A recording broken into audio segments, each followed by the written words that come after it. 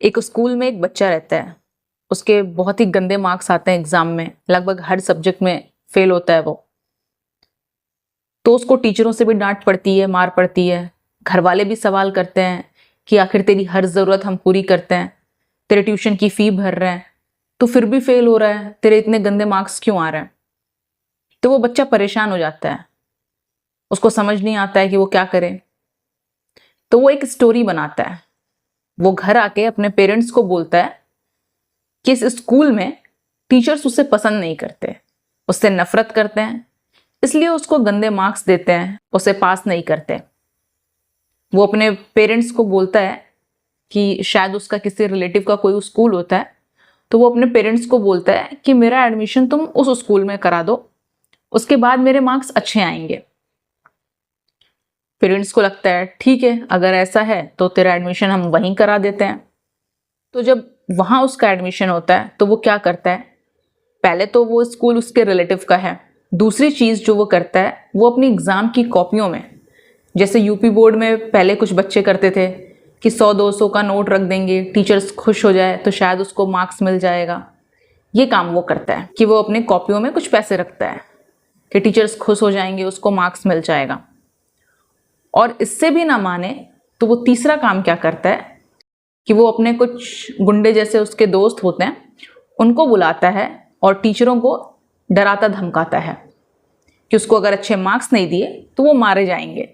फिर अब क्या था, अब तो उसके अच्छे मार्क्स आने लगे, वो टॉप करने लगा, घर वाले भी खुश, बच्चा भी खुश।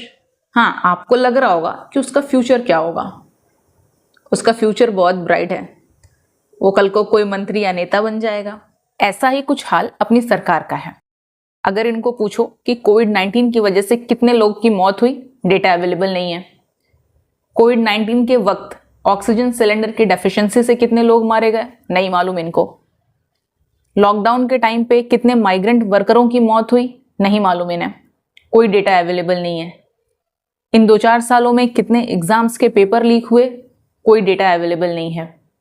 इन 2-4 सालों में नेचुरल कैलेमिटीज से कितने लोगों की डेथ हुई, कोई डेटा अवेलेबल नहीं है। फार्मर सुसाइड रेट क्या है, no data available. Student suicide rate क्या है, कोई डेटा अवेलेबल नहीं है। पावर्टी लेवल क्या है इस कंट्री का, कितने लोग बिलो पावर्टी लाइन है, कोई डेटा अवेलेबल नहीं है। क्राइम रेट क्या है इस कंट्री का, किस तरह के क्राइम में इजाफा हुआ है इन 2-4 सालों में। कन्विक्शन रेट क्या है, हेल्थ, एजुकेशन, किसी चीज से रिलेटेड कोई डेटा नहीं है इनके पास।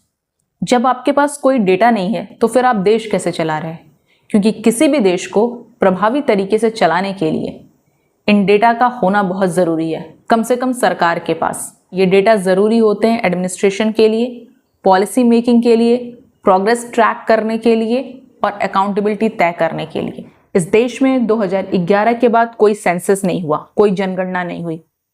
हालांकि आपकी तरफ से इस साल जनगणना कराए जाने की बात कही गई है, जो कि 2027 में कंक्लूड होगा।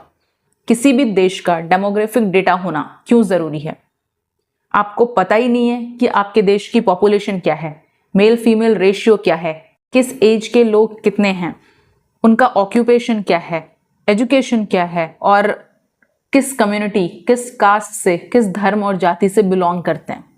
वैसे ही इकोनॉमिक डेटा होता है जो बताता है कि इस देश में लोगों की इनकम लेवल क्या है, उनका एक्सपेंडिचर लेवल क्या है, इन्फ्लेशन रेट क्या है, अनएम्प्लॉयमेंट रेट क्या है, कितने लोग गरीबी रेखा के नीचे जी रहे हैं। इंडिया स्पेंड के मुताबिक गवर्नमेंट ने 16 क्रिटिकल डेटा सेट्स रिलीज नहीं किए। 9 मंत्रालयों ने अपनी एनुअल रिपोर्ट रिलीज नहीं की। जब भी सरकार को कोविड-19 से मारे गए लोगों के आंकड़े मांगे गए, सरकार दावा करती रही कि कोविड-19 से इस देश में मात्र 5 लाख लोग मारे गए, बल्कि वर्ल्ड हेल्थ ऑर्गेनाइजेशन और जो इंडिपेंडेंट रिसर्च ऑर्गेनाइजेशंस हैं, उनके आंकड़े कुछ और कहते हैं। WHO के अकॉर्डिंग कोविड-19 से इंडिया में लगभग 40 लाख लोग मारे गए, लेकिन हाल ही में 2025 में सिविल रजिस्ट्रेशन सिस्टम का डेटा बाहर आता है, जिससे पता चलता है कि सिर्फ 2022 में 86.5 लाख लोग कोविड से मरे, 86.5 लाख लोग कोविड से मौत हुई, और 2021 में 1.02 करोड़ कोविड-19 डेथ रिपोर्ट हुई। यह आंकड़े सरकार के दावों से कहीं ज़्यादा थे। वैसे ही 2017-18 में नेशनल सैंपल सर्वे ऑफिस का डेटा कंज्यूमर एक्सपेंडिचर सर्वे को रद्द कर दिया गया, जो ये दिखाता था कि 40 साल में पहली बार लोगों की एक्सपेंडिचर घटी, यानी इस देश में गरीबी बढ़ी है। लेकिन उस सर्वे को गवर्नमेंट रद्द कर देती है। रिसेंटली सरकार ने स्टैंडिंग कमेटी ऑन स्टैटिस्टिक्स को भी रद्द कर दिया, क्योंकि ये कमेटी उनसे सेंसस में देरी और आंकड़ों से संबंधित सवाल कर रही थी। नेशनल फैमिली हेल्थ सर्वे के डायरेक्टर को हटा दिया गया, क्योंकि उस सर्वे ने बताया कि इस देश में एनीमिया बढ़ा है और खुले में शौच की सच्चाई गवर्नमेंट के आंकड़ों से मेल नहीं खाती है। Annual survey on unincorporated sector enterprise 2015-16 के बाद रिलीज नहीं हुआ, विच इज़ वेरी इंपॉर्टेंट ये समझने के लिए कि इस देश का जो अनऑर्गेनाइज्ड सेक्टर है उस पर जीएसटी, कोविड-19, नोटबंदी का क्या असर हुआ। ये तो सिर्फ कुछ एग्जाम्पल हैं। इसी तरह GDP, unemployment, inflation, malnutrition in children, poverty, इन सब की कैलकुलेशन भी क्वेश्चनेबल है। देश विदेश के 108 से अधिक इकोनॉमिस्ट ने GDP calculation, inflation rate, unemployment rate calculation पे आशंका जताई है। लगातार आंकड़ों में हेराफेरी हो रही है। जीडीपी कैलकुलेशन में बेस ईयर बदल दिया गया। कंज्यूमर प्राइस इंडेक्स में कुछ प्रोडक्ट्स जो थे उन्हें हटा दिया गया, उनका वेटेज कम कर दिया गया। और दूसरी तरफ जो प्रोडक्शन लिया गया जीडीपी कैलकुलेशन में, वो सिर्फ और सिर्फ ऑर्गेनाइज्ड सेक्टर का लिया गया। अनऑर्गेनाइज्ड सेक्टर जो कि इस देश का 47% है, उसे इग्नोर किया गया। उसे ऑलमोस्ट जो ऑर्गेनाइज्ड सेक्टर का प्रोडक्शन लेवल है उसके इक्विवेलेंट करके, प्रॉक्सिंग करके जीडीपी कैलकुलेट की गई, ताकि तेजी से बढ़ती अर्थव्यवस्था की झूठी तस्वीर पेश की जा सके। एक नैरेटिव सेट किया जाए डेवलपमेंट का, इकोनॉमिक ग्रोथ का, जबकि ज़मीनी हकीकत कुछ और है। जब कंज्यूमर एक्सपेंडिचर घटा है, इन्फ्लेशन बढ़ा है और जो रियल वेज लोगों की आय है वो सालों से या तो एक जैसी रही है या बढ़ी है तो नॉमिनल बढ़ी है, तो फिर जीडीपी ग्रोथ रेट 6.9 का कैसे हो सकता है। इनके खुद के former chief economic adviser Arvind Subramanian, उनका कहना है कि इंडिया की जीडीपी ओवर एस्टिमेटेड है 2.5% से।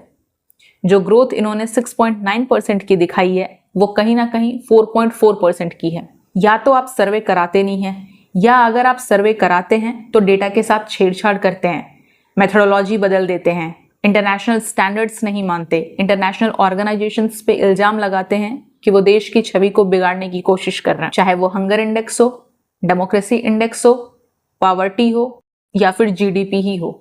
सरकार आंकड़ों से छेड़छाड़ करके फॉल्स नैरेटिव, परसेप्शन बिल्डिंग में लगी हुई है, जबकि वास्तविक स्थिति कुछ और है। ये स्थिति किसी भी देश के लिए बहुत ही घातक है। जब आपके पास कोई डेटा नहीं होगा, रियल डेटा नहीं होगा, आप प्लानिंग क्या करेंगे, आप पॉलिसी कैसे बनाएंगे, उन्हें इम्प्लीमेंट कैसे करेंगे। ये न सिर्फ देश को खोखला करेगी बल्कि विदेशी निवेश और व्यापार को भी प्रभावित करेगी।